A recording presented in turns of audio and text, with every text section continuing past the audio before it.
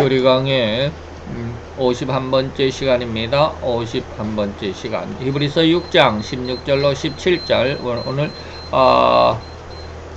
제1과 종교의 제목 속에서 마지막 시간입니다. 세 번째 종교의 기원에서 마지막 시간 14번째 종교의 기준이 누굴까? 종교의 기준이 누굴까? 라고 하는 것입니다. 오늘 히브리서 6장 16절로 17절 우리 같이 봉독하도록 합니다. 사람들은 자기보다 더 큰 자를 가리켜 맹세하나니 맹세는 저희 모든 다투는 일의 최후 확정이니라. 하나님은 약속을 기업으로 받는 자들에게 그 뜻이 변치 아니함을 충분히 나타내시려고 그 일에 맹세로 보증하셨나니. 아멘. 이 말씀 속에 이제 오늘 우리 제1과 종교입니다. 종교의 마지막 시간입니다. 그리고 다음 시간에는 이제 2과로 넘어가겠죠. 2과는 일반 계시에 대해서 쭉 알아보는 시간을 갖습니다. 오늘 히브리서 6장 16절로 17절을 여러분들에게 제시를 했습니다. 그 질문이 뭐냐면 참 종교는 어느 쪽에 의해서 약속이 선포로 이루어지는가, 이런 것이죠. 그래서 신명기 4장 1절이 제시되었지만 저는 히브리서 6장을 오늘 본문으로 제시를 했습니다. 자, 신명기 4장 1절에 보니까 이스라엘아, 이제 내가 너희에게 가르치는 규례와 법도를 듣고 준행하라. 그리하면 너희가 살 것이고 너희의 열조의 하나님 여호와께서 너희에게 주신 땅에 들어가서 그것을 얻게 되리라. 아멘. 하나님이 약속하신 것이죠. 자, 오늘 이러한 내용 속에서 과연 종교는 어느 쪽에서 선포가 이루어져야 되나, 어느 쪽에서 약속을 선포해야 되나, 주장해야 되나, 뭐 그런 내용이겠죠. 자, 답은 오로지 열조의 하나님 여호와의 선포에 의해서만 이루어져야만 한다 라고 하는 것입니다. 오직 여호와 하나님에 의해서만, 이런 뜻입니다. 다시 말하면 오늘 히브리서 6장 여러분들에게 제시한 내용 안에서는 우리가 이 선포, 약속, 계약이라고 하는 것은 더 큰 자가 자기를 가리켜 맹세했다. 그래서 이것은 변치 아니함을 나타내시는 근거가 뭐냐? 나보다 더 큰 자, 나보다 더 약한 자가 나에게 약속한 것은 어떻게 보면 믿지 않을 수도 있죠. 근데 나보다 더 큰 자다, 이 말이죠. 곧 다시 말하면 큰 자에 의한 약속이어야만이 우리가 종교가 성립이 된다라고 하는 것이죠. 그래서 창세기 15장에서 여러분들에게 늘 말씀드렸던 여호와 하나님께서 아브라함을 불러내서 나와 계약하자라고 했습니다. 창세기 15장 9절 여호와께서 그에게 아브라함에게 이르시되 나를 위해서 3년 된 암염소, 3년 된 수양, 그리고 산벼들기, 집벼들기 새끼를 취하라라고 하시면서 계약의 내용들을 쭉 이야기를 하십니다. 자, 이러한 성경 기록의 의도는 절대적으로 인간보다 큰 자는 분명하게 여호와 하나님이심을 드러내는 의도라는 사실을 알 수가 있죠. 즉 우리는 이러한 계약의 절대성, 다시 말하면 절대로 믿을 수밖에 없고 믿어올 수밖에 없는, 그래서 확신하게 하는 그런 근본 원인이 뭐냐? 우리 계약의 상대인 여호와 하나님이 절대로 변치 않을 뿐더러 변할 수 없는 영원히 거룩하고 청결하신 분이라는 사실을 믿을 수 있게 될 때 비로소 우리는 이 계약의 위대성을 믿을 수가 있다라는 것입니다. 우리가 계약을 했는데 그 계약의 저쪽 상대 쪽이 오늘 계약한 것을 내일 그냥 번복해버리고 어제 나 약속한 거 나 몰라, 나 기억이 없어 라고 이렇게 그냥 수시로 바꿔버린다면 그 사람과 계약할 어떤 그 기준이 안 서잖아요. 또 그 사람을 믿을 수가 없잖아요. 그러니까 계약이 성립이 안 될 것입니다. 그런데 하나님은 뭐라고 그러냐면 변할 수조차 없다. 변할 수 없을 뿐더러 변할 수조차 없는 성품이 하나님이시다. 그게 불변의 하나님 많이 들어보셨죠. 하나님은 영원히 변치 않으신다. 그러기 때문에 그의 약속은 변함이 없을 것이고, 그러기 때문에 그의 약속은 믿을 수가 있다. 변함이 없기 때문에 믿을 수 있다라고 하는 것입니다. 그 성경 전체를 관통하는 언약의 본질을 밝히는 부분이라고 할 수 있는데, 이 언약은 언제나 쌍방간의 약속이지만 반드시 더 큰 자의 권위 아래에서 확정되는 것이다. 그래서 여기서 한 4가지 여러분들에게 말씀을 드리는데, 첫째는 뭐냐면 언약의 시작이다. 언약의 시작이라고 하는 것은 하나님의 주권이 그 안에 들어있다. 예. 성경의 첫 장면, 다시 말하면 창세기부터 말이죠. 우리는 이 언약의 원칙을 볼 수 있습니다. 태초에 하나님이 천지를 창조하셨다. 하나님이 주된 권한을 가지고, 주인의 권한을 가지고 세상을 만드셨더라 이 말입니다. 여기서 바로 하나님이 주권자다. 모든 권리를 가지시는 분이시다. 모든 존재와 질서를 창조하신 분이시다. 모든 존재를, 그리고 그 존재들의 어떤 질서를 창조하신 분이 바로 하나님이시다. 예. 그러므로 하나님이 하시는 말씀과 언약은 단순한 약속을 넘어서 모든 만물의 주인인 창조주의 권위로 이루어지는 것이다라고 우리는 이해할 수 있어요. 예, 그래서 모든 만물의 주인인 창조주의 권위로 말미암아 이루어지는 것이다 라고 하는 것이죠. 자, 하나님은 인간과의 관계도 언약으로 세웠습니다. 인간과의 관계, 세상의 모든 천지 만물을 창조하실 때 하나님의 권위가 들어있지만, 또한 인간과의 관계 속에서도 창세기 2장 16, 17절 보면 하나님이 아담에게 이렇게 명령을 했습니다. 여호와 하나님이 그 사람에게 명하여 이르시되 각종 동산 나무의 열매는 내가 임의로 먹되 선악을 알게 하는 나무의 열매는 먹지 말라. 이것은 하나님의 명령이죠. 주권입니다. 주권으로서의 명령입니다. 언약입니다. 계약입니다. 그리고 이것을 네가 먹는 날은 반드시 죽을 거야. 이것이 바로 행위 언약의 시초입니다. 자, 인간에게 자유를 주시되 하나님의 주권 안에서 순종과 복종을 요구하신 언약이고, 이 언약의 중심도 역시 하나님이시니까 곧 더 큰 존재라는 그런 엄연한 사실을 이야기하고 있습니다. 순종과 복종이 뭔지를 여러분들에게 말씀을 드렸습니다. 우리는 이 신앙, 하나님을 믿는 이 믿음은 순종이 기준이지만 순종보다 더 나아가서 복종이 돼야 된다. 우리가 믿음 안에서 이렇게 신앙생활을 하다 보면 내 생각으로는 도저히 그게 이해가 되지 않고 그것이 옳다라고 여겨지지 않아요. 내 마음에 수긍이 안 돼요. 그러지만 그 내용, 그 말씀을 하시는 그 주체자인 우리의 신앙의 상대, 다시 말하면 하나님은 반드시 옳기 때문에 내가 이해 못한다 할지라도, 내가 그걸 수긍을 못한다 할지라도 하나님은 그것이 옳다라고 인정을 한다. 나는 그것이 옳다라고 인정이 되지 않지만, 예. 그래서 사도 바울의 역사를 보면 뭡니까? 사도 바울은 예수는 여호와 하나님을 믿는 믿음의 반대자요, 거침돌이고 방해자잖아요. 그 이단이잖아요. 그래서 그를 죽여야만 했잖아요. 그런데 그러함에도 불구하고 하나님은 그러한 사도 바울의 잘못된 그 사상까지라도 하나님은 뭐라고 빌립보서에서 뭐라고 그럽니까? 충성된 자로 여겼다. 충성된 자로 여겼다. 그래서 그를 사도로 불렀다. 그러니까 사도 바울의 입장에서는 예수가 잘못됐지만 하나님은 그 예수가 구세주라는 사실을 알게 하셨다라고 한다면, 사도 바울의 입장에서는 자기는 처음에는 예수를 인정하지 못했지만 사실은 예수가 진짜였다라고 하는 것이 바로 이것이 오늘 여기서 말하는 순종과 복종의 큰 근원이다. 그래서 복종이라고 하는 것은 내가 하나님을 믿을 때 하나님의 명령, 하나님의 의도가 내 마음에는 비록 쉽게 말하면 성경의 말씀이 내가 안 믿어진다 할지라도 그것은 진리다 이 말입니다. 그렇기 때문에 그를 믿을 수 있다. 불변의 하나님이기 때문에 그런 내용도 들어있습니다. 두 번째, 아브라함과의 약속에 대해서 한번 봅시다. 그것은 큰 자의 맹세였다라고 하는 것이죠. 그래서 오늘 히브리서 6장에 더 큰 자 그랬습니다. 인류의 구속사를 여는 위대한 언약은 아브라함과의 언약입니다. 다시 말하면 인간을 구원. 이것은 물론 하나님께서 이것이 첫 약속은 뭐라고 그럽니까? 아담이 범죄했을 때 하나님께서 약속을 하십니다. 여인의 후손과 뱀의 후손. 여인의 후손은 예수 그리스도를 상징하지만 뱀의 후손은 뭡니까? 저 그리스도를 의미하기도 하고요.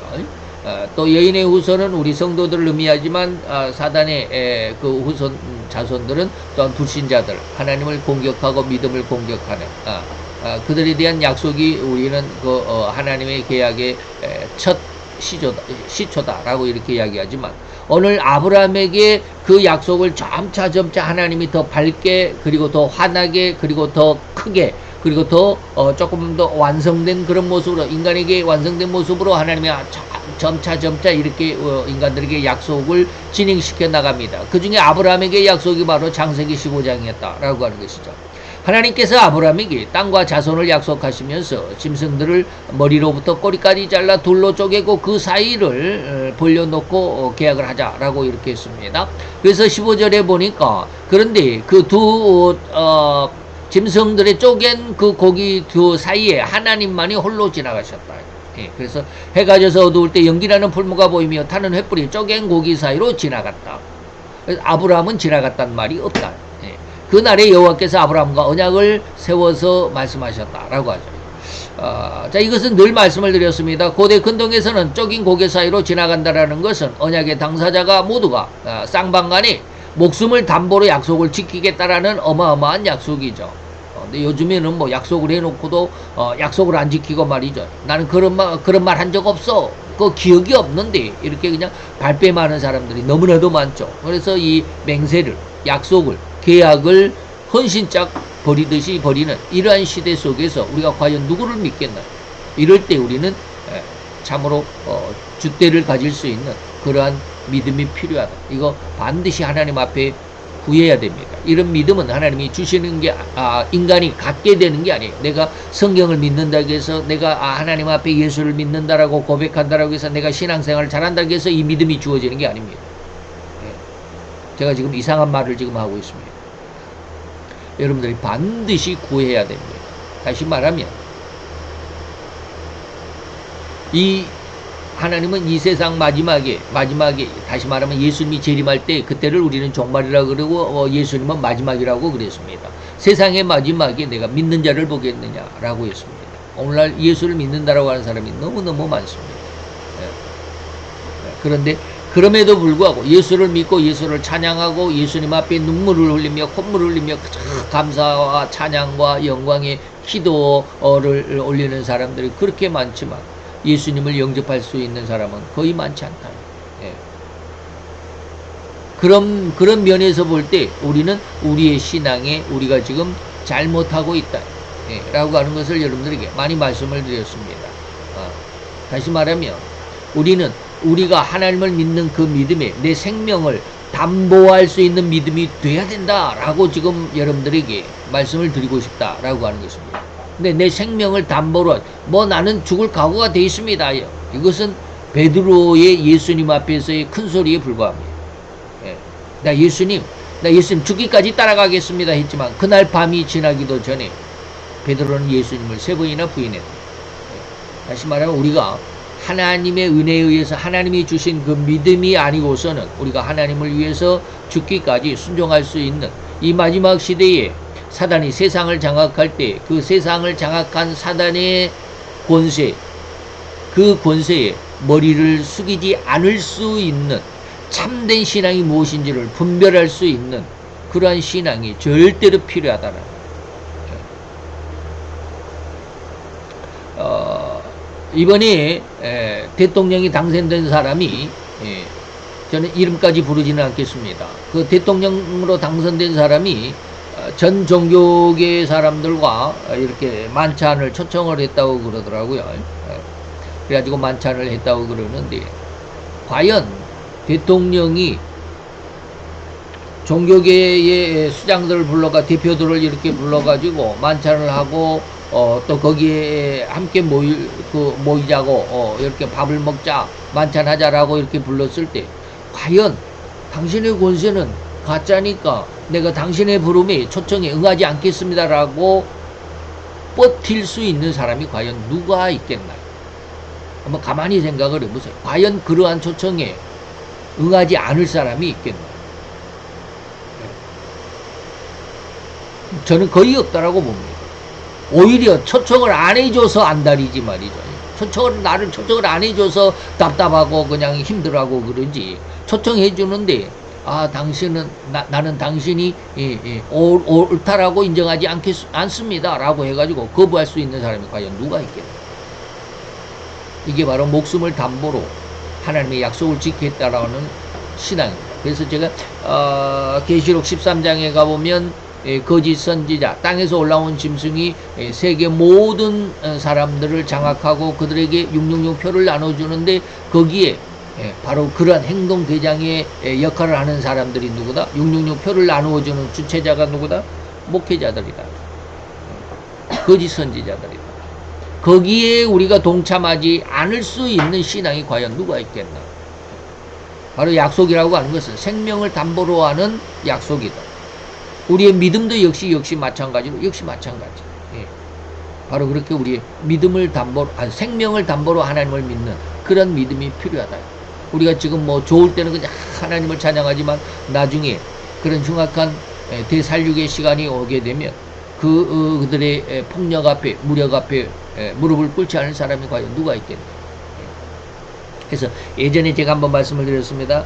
제가 요즘에 옛날 영화지만 야인시대라고 하는 김두한 씨의 그 일대기를 그리는 드라마 중에 그렇게 딱 보면 그때는 완전히 개판이었죠. 개판이라고 해서 좀 죄송하지만 난장판이었습니다. 주먹이 힘 있는 자가 세상을 장악하고 이끌어가는 그들의 힘 앞에 무릎을 꿇지 않는 자가 과연 누가 있겠나. 내가 옳다라고 하는 것을 누가 내가 그냥 그들에게 짓밟히면서까지 나의 주장을, 나의 옳음을 주장할 수 있는 사람이 과연 몇 명이나 될까? 좀 곤란한 문제죠.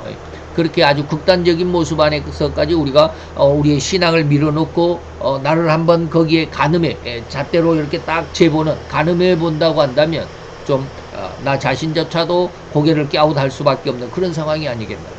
그렇다고 한다면 우리는 정말로 내 목숨을 하나님 앞에 맡길 수 있는 그런 신앙에까지 성장하도록 많이 기도해야 되고 많이 수고해야 되고, 바로 그것입니다.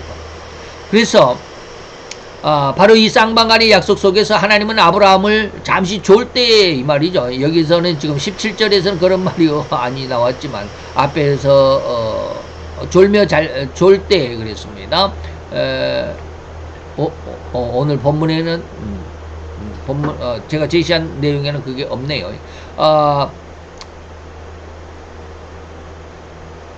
이때 바로 이제 제가 몇 절인지는 제가 여러분들에게 제시를 못 해드리겠습니다만 17절에서 해가 져서 어두울 때 연기나는 풍무가 보였다라고 할 때 아브라함은 지금 뭐하고 있었냐면 졸고 있었다. 어두워질 때, 해가 져서 어두워질 때 아브라함은 지금 졸려서 졸고 있을 때 솔개들이 나타나가지고 나와가지고 막 고기를 쪼고 그러니까 이제 쫓아낼 때 바로 이때 하나님이 나타나셨다라고 하는 그런 내용이거든요. 바로 이때 하나님은 아브라함을 재우셨다. 희한한 어떤 말을 하죠. 하나님은 아브라함을 재우시고 하나님만 홀로 지나가셨다. 왜 그랬을까? 언약의 성취가 오직 하나님, 다시 말하면 큰 자의 손에 달려있음을 보여주기 위함이었다. 제가 이런 말씀을 지난 시간에 한번 드린 기억이 있는 것 같아요. 로마서 9장에서 11장까지 내용에서 보면 복음의 순환이라고 하는 그런 주장을 사도 바울이 로마 교회에 이야기를 합니다. 복음이 유대인에게서 유대인이 일부러라고 이 말을 써야 될까요? 유대인이 하나님의 구세주를 받아들이지 않음으로 인해서 그 구세주가 이방으로 넘어갔다.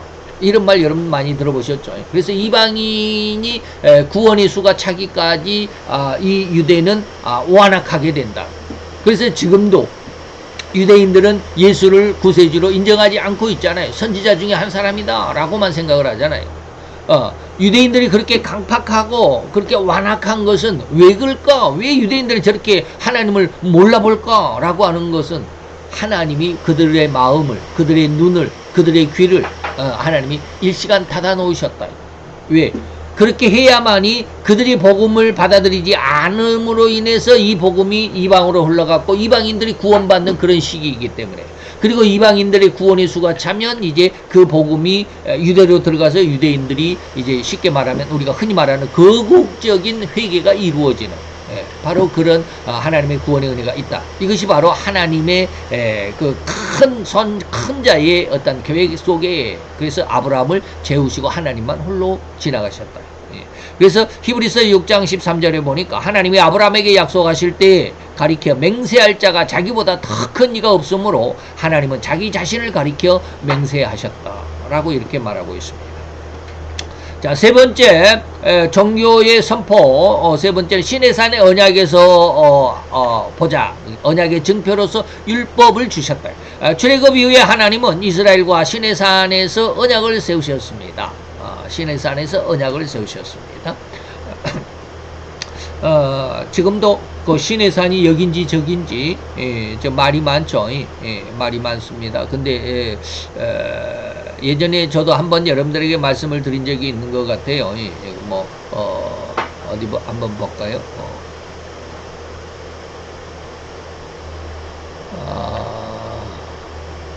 구글 지도, 구글 지도를 한번 찾아봤습니다.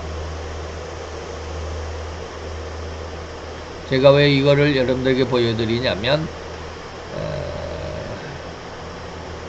자, 여기서 우리나라가 있죠? 우리나라가 있습니다. 아유, 북한은 왜 이렇게 이름이 엄청나게 기네?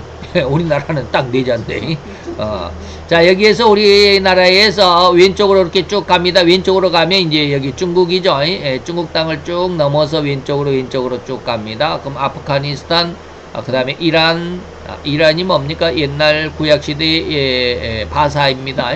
바사. 그 다음에 이라크, 그리고 요르단, 이스라엘이 있습니다. 여기 이스라엘입니다. 자, 그런데, 고센 땅이 어디냐면, 여기가 이제 이집트죠. 이집트 카이로가 지금 수도이고, 이 탄타라고 하는 엘만수라, 뭐, 이쪽이 지금 퍼렇게 있죠. 이쪽 근방이 고센 땅이었습니다. 고센이라고 하더라고요. 여기 뭐라고 그러더라고요. 가자지구, 여기 뭐, 여긴가? 사하, 뭔가? 제가 읽을 줄을 몰라가지고. 여기가 아마 고센 땅이고, 모세가, 뭡니까? 모세가 출애굽한 그때 당시에 왕이 람셋이라고 그러죠. 람셋의 큰 도시가 있다라고 하는 곳입니다. 그러면 여기서부터 쉽게 말하면 출애굽이 시작을 하죠. 그런데 이 출애굽을 하면서 많은 지금까지 알려지고 있는 사람들은 여기에서 이쪽으로 내려와서 여기 어디까 이쪽으로 그냥 이렇게 여기가 지금 여기가 홍해고 여기가 홍해입니다. 왼쪽이 홍해고 이쪽이 아카바만입니다. 이쪽 왼쪽이 홍해고 오른쪽이 아카바만입니다. 그래서 여기에서 출애굽을 시작을 해서 이 홍해 쪽을 오른쪽으로 넘어가지 않고 왼쪽으로 이렇게 쭉 내려온다고 그럽니다. 그래가지고 여기에서 아마 건너갔을 것이다. 그래가지고 여기에서 이 삼각형, 역삼각형으로 된 곳에 여기서 삥삥 돌다가 여기에서 아마 모세 여기 있습니다. 성 카트린, 생트 카트린 그런데 성 세인트 이 말이죠. 세인트란 말은 거룩하다라는 뜻입니다. 바울도 성 바울, 샘폴. 영어로 오면 세인트 폴 그런데 샘폴 그럽니다. 어쨌든지 그렇습니다. 여기가 성 카트리나 수도원이 있습니다. 이게 이제 키워보면 큰 수도원이 나옵니다.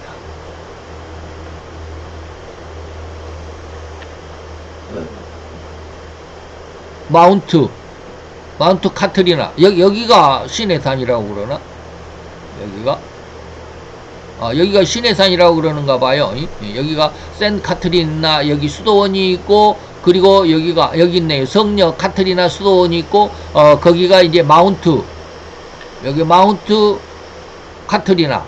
그래서 여기가 시내산이라고 이렇게 좀 시커먼 데가 오늘날 많은 사람들이 그 성지순례를 갈 때 여기가 바로 시내산이다라고 이렇게 주장을 하고 여기에 성지순례를 많이 갑니다. 그런데 요즘에 새로 나온 그 시내산은 어디냐면 바로 미디안의 지역에 있다. 미디안 지역이죠. 모세가 살인을 하고 난 다음에 그 람세스에게 이제 피하여서 도망을 갔는데 미디안으로 도망갔다. 그래갖고 미디안의 그 제사장 뭡니까? 미디안의 족장의 딸을 아내로 얻었죠. 시보라. 그래가지고 그 두 아들을 낳게 되죠. 근데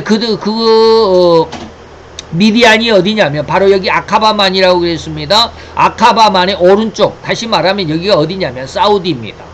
여기가 사우디입니다. 여기가 큰 데가 사우디입니다. 여기 사우디아라비아라고 이렇게 나오죠. 이 사우디의 맨 북쪽에 이쪽이 바로 미디안입니다. 여기가 미디안입니다. 그래서 미디안 쪽으로 도망갔는데 여기에서 모세가 40년을 이제 그 양치기를 하면서 살고 있었죠. 그런데 이쪽으로 보면 여기가 시내산이 있을 수가 없다. 그래서 여기에 미디안으로 도망갔다가 다시 들어와가지고 이제 이스라엘 백성들을 인솔을 해가지고 바로 이 뉴 에이바라고 하는 곳이 있습니다. 여기 조금 하얗게 나오죠. 하얗게 조금 있습니다. 여기가 백사장입니다. 여기가 백사장. 이 엄청나게 넓은 곳, 이건 뭡니까? 엄청나게 넓은 곳이 백사장인데 여기에서 여기가 이렇게 한 줄이 이렇게 쭉 길이 있죠. 바로 여기에서 애굽의 바로왕 람세스의 군대가 하나님의 불기둥에 의해서 가로막혔기 때문에 딴 데로 올 수가 없죠. 여기 완전히 여기가 적입니다. 양쪽에 큰 높은 돌산들입니다. 그리고 거기에 골짜기 길이 하나밖에 없습니다.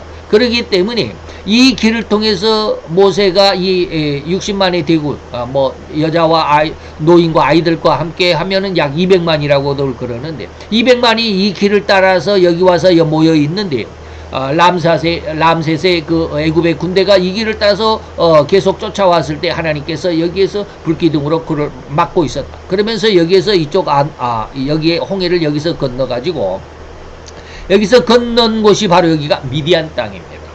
사우디의 북쪽. 그래서 여기서 건너와 가지고 이 밑으로 해서 여기가 시카먼 데가 있습니다. 이게 바로 영어로 뭐라고 그러는데 라오즈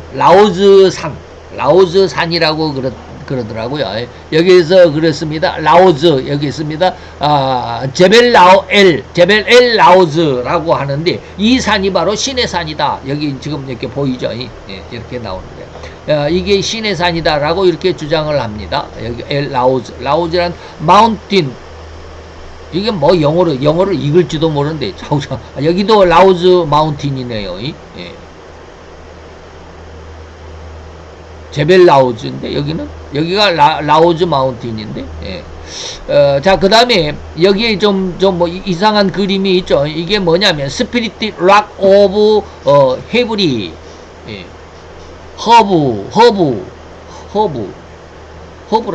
허브라고 말로 읽나? 이게 뭐냐면 모세가 바위를 쳐서 물을 냈던 그 바위라고 이렇게 일컫는 그런 바위입니다. 이게 이제 계속 키워보면 이렇게 보이죠. 근데 여기를 보면 이렇게 생겼습니다.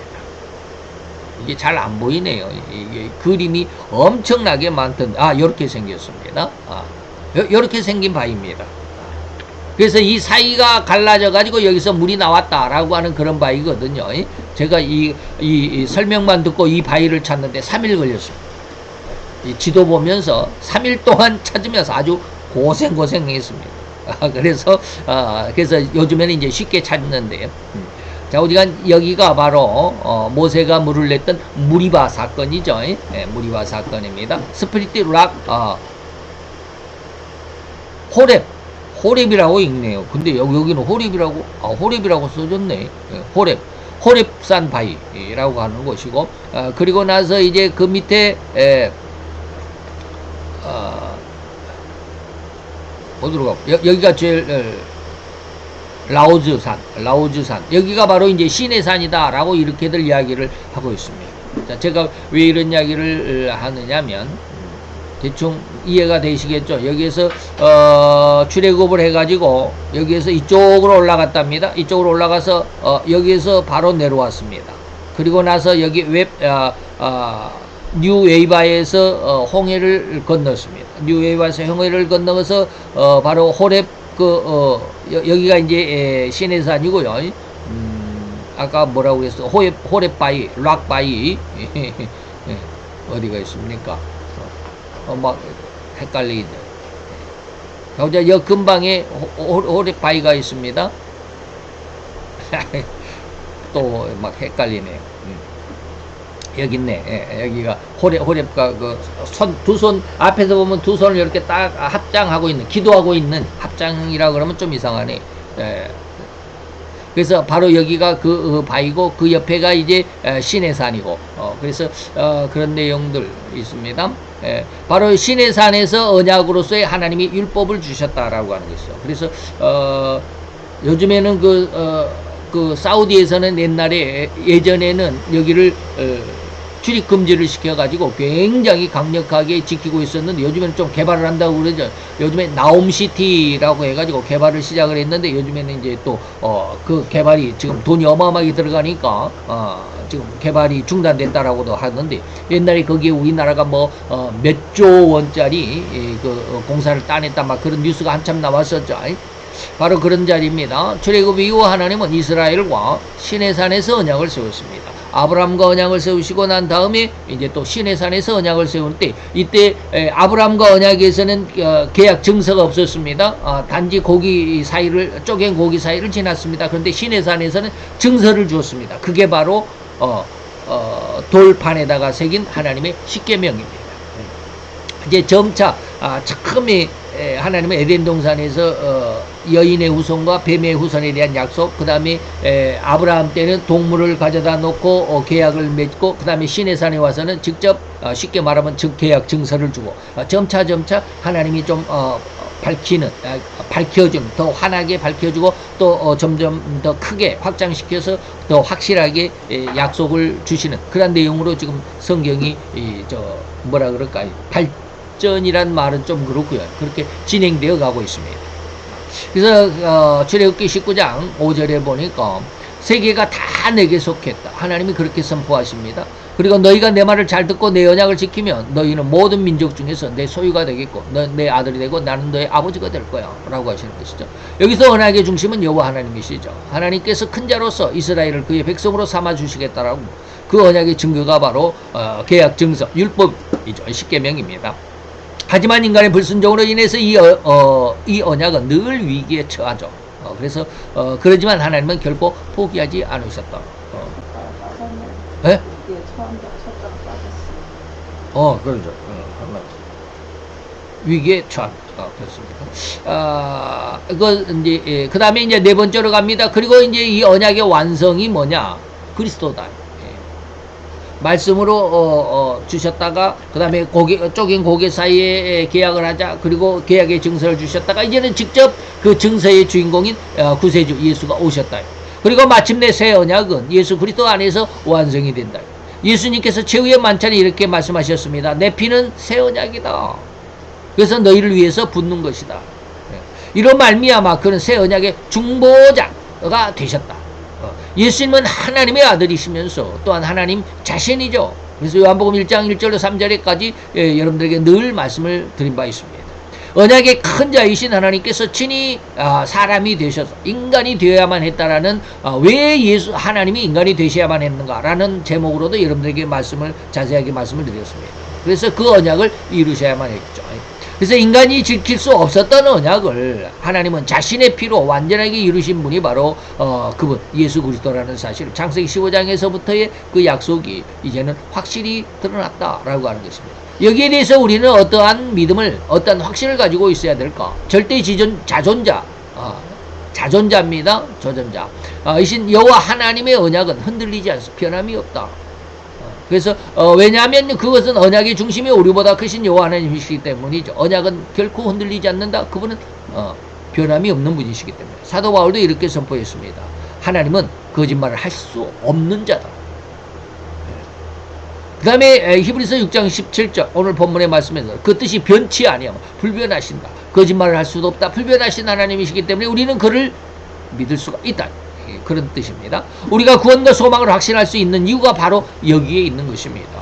언약이라는 우리의 행위에 달린 것이 아니라 큰 자이신 하나님의 신실하신, 불변하시는, 변할 수 없는 그의 성품에 달려있다라고 말하는 것입니다. 그래서 우리는 누가복음 1장 45절 주께서 말씀하신 대로 다 이루실 줄을 내가 믿나이다. 이것은 지금 처녀인 마리아가 남자가 없음에도, 남편이 아직은 육체 관계가 없음에도 불구하고 처녀 혼자 아기를 가질 수 있다라는 그러한 일, 이건 절대로 불가능한 일입니다. 과학적인 모습으로 어떻게 이게 가능하겠습니까? 그러지만 하나님이 하신다라고 하시면 주의 말씀대로 이루어질 줄로 나는 믿나이다. 이게 바로 뭐다? 계약의 신실성이다 라고 하는 것 잘 기억을 하실 수 있기를 바랍니다. 그래서 이제 우리가 루이스 볼컵의 세 권이 있는데 1과부터 12과까지가 아마 1권입니다. 종교론에 대해서 2권은 이제 기독론에 대해서 이야기하는데 1권 중에서도 1과가 이제 끝났습니다. 다음 시간에는 이제 2과가 시작이 됩니다. 계시를 통해서 계시라는 게 도대체 뭔가, 왜 우리는 성경을 믿어야 되는지, 그것이 우리에게 어떠한 은혜와 어떠한 가치가 있는지를 여러분들에게 한번 함께 나누고자 합니다. 기도합시다. 할렐루야. 주님, 오늘도 여호와의 귀한 은혜와 은총을 감사드리나이다. 주의 영광 앞에 있는 사랑하는 귀한 아들과 딸들, 하나님의 귀한 백성들, 주여 저들의 모든 지혜와 지식과 청기와 청명의 하나님의 하늘의 것으로 충만하게 채우시는 역사가 있어지게 되기를 원합니다. 온전히 우리로 하나님의 말씀 앞에 있게 하시고 말씀이 서게 하시고 말씀을 중심으로 살아갈 수 있는 귀한 믿음으로서의 온전한 성도, 온전한 신앙인으로서의 신앙을 삼아가게 하여 주옵소서. 오늘도 여호와의 영광이 빛이 우리의 지혜와 지식 가운데 함께 하신 줄로 믿고 더욱 하나님의 말씀 속에 그 말씀을 굳게 붙잡고 올곧은 신앙으로 성장하기를 원하는 모든 자들의 심정, 그들의 믿음이 된 줄로 믿고 감사를 드리며 예수 그리스도의 이름으로 기도하여 싸움나이다. 아멘.